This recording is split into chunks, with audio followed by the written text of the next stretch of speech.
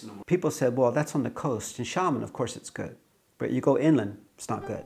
So I said, the only way to know is go myself, see it myself. I don't want to rely on Chinese media or Western media. So that's why I drove around the country for 3 months. And I was really impressed because, of course, China has a lot of poverty, especially Ningxia and Gansu. But the whole world is poverty. I've been to a lot of countries. But in most countries in the world, the so-called developing countries, they're not developing. It's worse and worse in a lot of them. And yet in China, everybody's criticizing China, but it seemed like it's getting better. So in Ningxia, Gansu, those very poor places, I was really impressed because in the middle of nowhere, this little village, nothing there, just poor people, the government built concrete roads, a lot of money.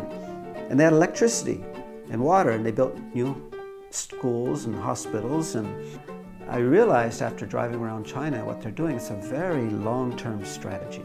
Basically, their strategy is, you know, the old saying, it's better if you give somebody a fish, you feed them for 1 day. If you teach them to fish, you feed them for a lifetime. Well, that was the government strategy basis. Because, you know, if they give money to the poor people, that's a short-term thing. It doesn't help long-term.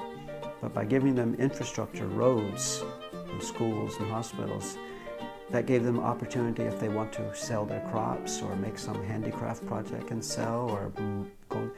It just gave them opportunities. I thought, that's brilliant.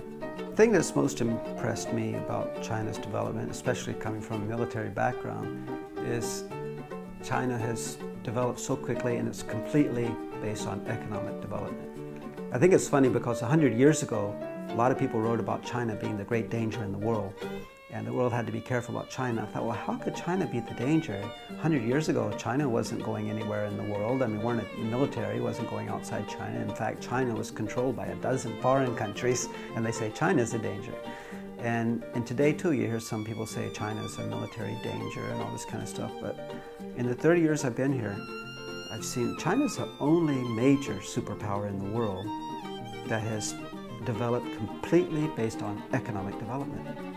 I mean, we don't have military, we don't have Navy and Marines and all this behind us in China. It's just business people.